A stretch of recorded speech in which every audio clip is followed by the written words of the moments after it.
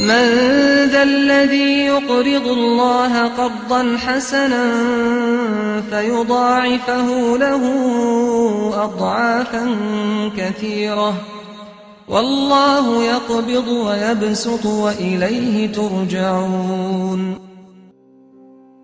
بناوی پەروەردگاری باڵادەستی جیهانیان سڵاوتان لێبێ بینەرانی بەڕێز و خێرخوازانی خۆشەویست. بەخشین ئەو دەستگای خێرخوازیەکەوە بە هاوکاری و کۆمەچی و دەستگیرەکانی ئێوە ماوەی 8 ساڵە خزمەتی هەژاران و نەداران دەکات لە هەرێمی کوردستان بە هەموو چین و توێژەکانیەوە. بەخشین ئێمڕۆ لە قەزای شارەزور لە پرۆژەی خولی دورمانیدا بۆ سەرپەرشتەرانی منداڵانی بێباوک ئەوێ دڵخۆشیان بکات بە بەخشینی مەکینەکە و فێرکردنی دورمان بۆ سەرپەرشتەرانی منداڵانی بێباوک. ئومێد دەکەین هاوکاری و کۆمەچەکانی ئێوە بەردەوام بێ بۆ بەرنامەی بەخشین بۆ ئەوەی بەخشینیش بەم شێوە بەخشێ و دڵی هەژاران و نەداران لە هەرێمی کوردستان خۆش بکات. چەند ساتێک لەگەڵمانە بوو.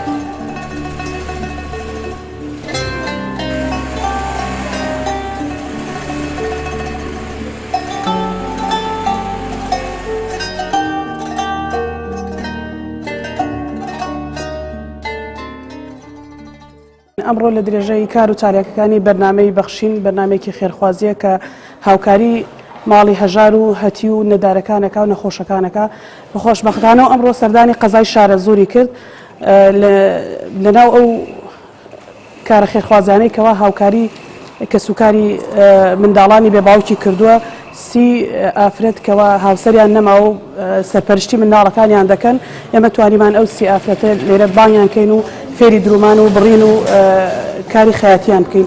سەرەتا ئەم ئافرەتانە کە هاتن هەندێکی زۆریشیان تقریبا بڵێن 25 زیاتریشیان تانانەت ناتوانین بە قەسیش بدرن. ئەلحەمدولیلا خۆشبەختانە ئێستا ئەتوانن خۆیان ببڕن و بدورن و جوانترین مۆدێلیش دروست بکەن کە زۆرێکشان هەنێکیان لەو ئافرەتانە تەمۆحی ئەوان هەیە کەوا کاریش بکەن و خەیاتی دەرۆی خەڵکیش بکەن بژێوی ژیانی خۆیان پەیدا بکەن.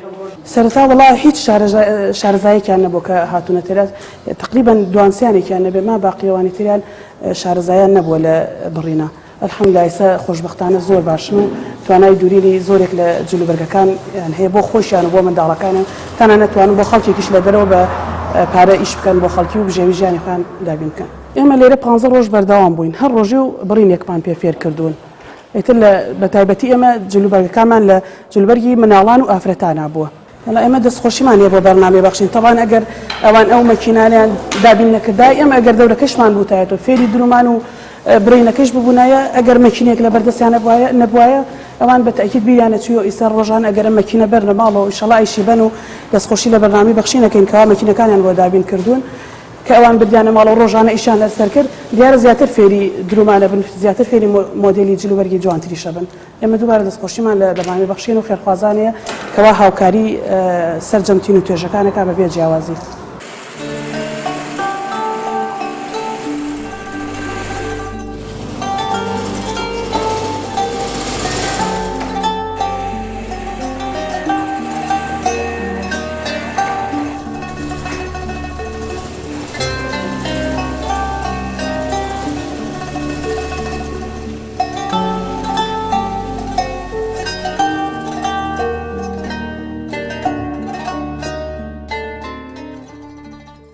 لە درێژەی کار و چارەکانی بەرنامەی بەخشین ئەمڕۆ لە قەزای شارەزور هەستا بەکردنەوەی خولێک بۆ 30 خانەوادەی بێباوک لەلایەن سەرپەرشتیارەکانەوە بە سەرکەوتوانە سوپاس بۆخوا لە دوای 15 ڕۆژ بە سەرکەوتی و خولەکان بەڕێ کرد و بەرنامەی بەخشین لە دوای خولەکە مەکینەکانیان بە دیاری پێدەبەخشە بە هیوای ئەوەی کە سوودی لێ بێنن. زۆر سوپاسی بەرنامەی بەخشینەکەینەمە بۆ یەکەم جار نییە لە دەڤەرەکەمان هاوکاری لێ قەوماوان و هەژارانی کردووە هیوادارین بەردەوام بن و زۆر دوعای خێرمان هەیە بۆ مامۆستایانی ئەم خولە بەڕاستی ماندوو بوون لەگەڵیان هیوادارین بەردەوام بن لەم کار و چالاکیانە و بەرنامەی بەخشین داوا لە خێرخوازانەکەین کە هاوکاریمان بکەن بۆی بتوانین خولی زیاتر و باشتر لە خزمەتی هەژاران و نەداران نابین و ئینشاءڵڵا هاوکاریەکان ئێوانە بێتە توێشی قیامەتیان بە ئیزنی خوا ئێمە تەنها وەکو عاملی بێجیاوازی هاوکاریەکانی ئەوانە گەیەنە هەموو ئەوانەی کە نەدارن هەژارن هیوادارین ئەوانیش دڵیان خۆش بێ بە هاوکاریەکانیان سوپاس بۆ خوای گەورە وەکو خۆتان من بین لە دوای ئەم خولە 15 ڕۆژێت چەندها جلوبەرگی جوانیان دووری و هیوادار ئینشاڵڵا لە داهاتوە بەردەوام بن ئیسپادەی لێ بکەن و داوا لە خێرخوازانەکەم ببەخشن تا بەخشین بەردەوام بێ. ئەو دەمەی دڵت لێوان لێوی خەمە ئاسمان وەک جاران شیناییە گەورەکەی نامێنێ ئاخرکی حەزەکە لە بن ئاسمانێکی بێڕەنگی خۆڵە مێشیدا بشی گەر لەم خاکە بارانی مەحەبەت و هاوکاری و دەستگیرۆیی هەژاران و نەداران نەبارێ ئیدی چمانایەکەی بۆشیان ژیانێک کە ئەو شتانی تایەتی زۆر کات سەرچاوەیەک بۆ بەختەوەری مرۆڤ ناکاتەوە. ئێمە هەمومان مرۆڤین بۆ دەبێ لە خەمی تێر و پڕی خۆمان دابین و هاو شێوەکانی خۆمان نێتەوە یاد بۆ دەبێ بەکەم و کورتی ژیانی ئەوانی دی خەمبار و بە پۆشتە و خۆشگوزەرانیان دڵخۆش و شادومان نەبین. چۆن دەکرێ نیگاکانمان نەچنەوە سەر هیچ مرۆڤێکی بەشمەینەت و بەدبەخت و وامان لێبێ هەست بە هیچ ئازارێ هیچ هاوارێ بە هیچ گریانێ نەکەین. کەواتە وەرن با هەموو پێکەوە لەگەڵ یەکەم خەرمانەی مانگی پیرۆزی ڕەمەزاندا لە ڕێگەی بەرنامەی بەخشینەوە هەواری خاڵی و ماڵی چۆڵ و نیگای تاریک و خامۆشی هەژاران ڕۆشنکەینەوە و ویژدانمان ئاسوودە بکەین. بەرنامەی بەخشین وەک نەریتی ساڵانەی خۆی و بە هاوکاری خێرخوازانی دەستواڵا و دڵاوە پرۆژەیەکی گەورە ڕادەگەینێ کە بریتیە لە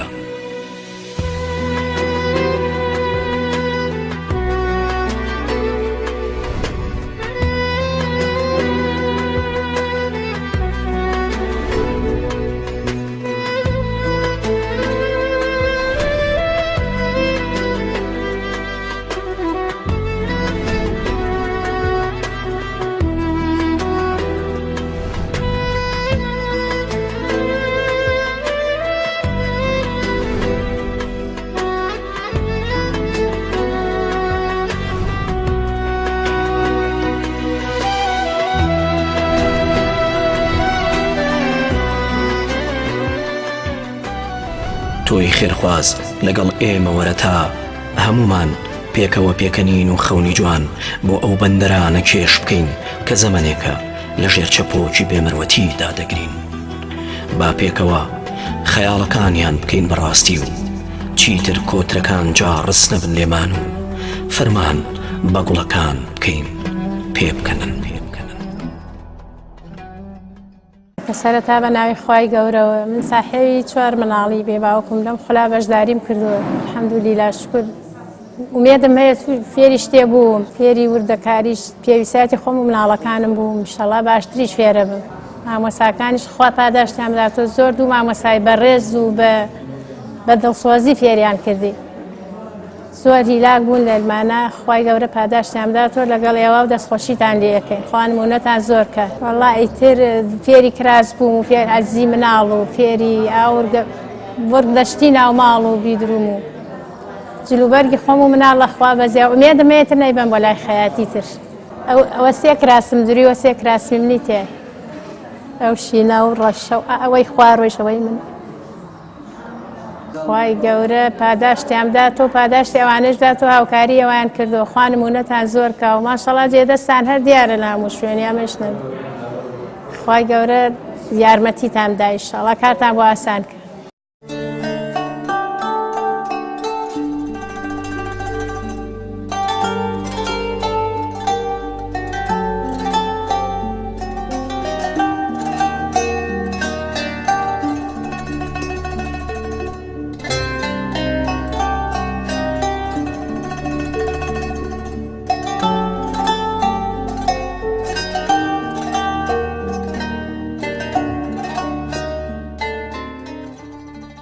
بە خێراتنی بەرنامەی بەخشینەکەم هاوکاریان کردین بۆ خولی فێربوونی خەیاتی هەندێکیان هەر هیچیان نەئەزان ئێستا شکر ئەلحەمدولیلا زۆر باشن لەخوا بەزابێمە زۆر سوپاسی بەرنامەی بەخشینەکەین ئێمەیان بەسەر کردوتەوە. وەڵڵا شتی زۆر فێربوون و شتی باشیش فێربوون و دەستخۆشیان لەگەن هیوان هەر ئەیانون ئێمە لێی نازانین ئیتر ڕۆژێک هەر فێری مەکینەکان بوون لەخوا بەزابێ ئێستا خۆیان بەرنامەی بەخشینە مەکینەکانی بۆ کڕیون و ئەیبەن و بۆ خۆیان بۆ ماڵۆ فێری درومانە بن بۆ خۆیان و بۆ مناڵ و هیچ نەبلەوە باشتر بیبەنە دەرە بۆ خەیاتی کە دەستخۆشییان لێەکەین.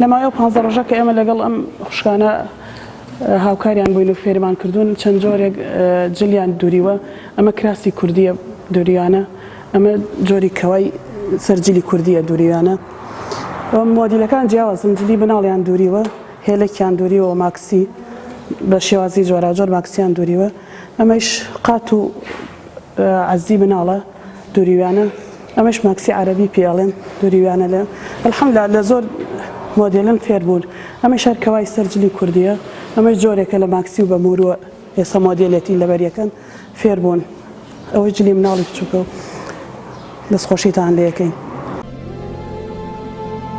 بەخشین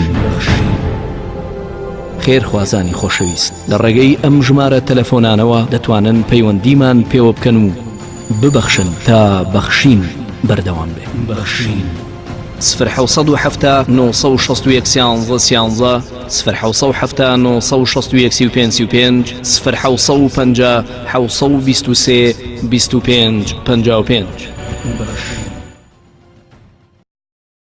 هەر کات ئێوەی خێرخواز و بەخشندە بڕیار ئەدەن ببەخشن لە ڕێگەی بەرنامەی بەخشینەوە دڵنیابن بەرنامەی بەخشینیش بەم شێوازە دڵی خانەوادەی هەژار و منداڵی بێ باو خۆش دەکات. هەر جارە و لە شارێک هەر جارە بە پرۆژەیەک هاوکاری کۆمەچەکانی ئێوە ئاڕاستەی هەژاران و نەدارانی هەرێمی کوردستان دەکات. ئەمڕۆ لە قەزای شارەزور هاوکاری و کۆمەچەکانی ئێوە توانی دڵی 300 بەرشاری منداڵی بێ باو خۆش بکات بەکردنەوەی ئەم خولە و پێدانی مەکینەکان لەلایەن خێرخوازانەوە. سپاس بۆی خێرخواز، سپاس بۆی بەخشندا کە توانیتان لەم خولەدا 300 بەرشاری منداڵی بێ باو دڵخۆش بن. تا بەرنامەیەکی کردان شاد دەبینەوە بەخوای پەروەردگارتان ئەسپێری خواتان لەگەڵ.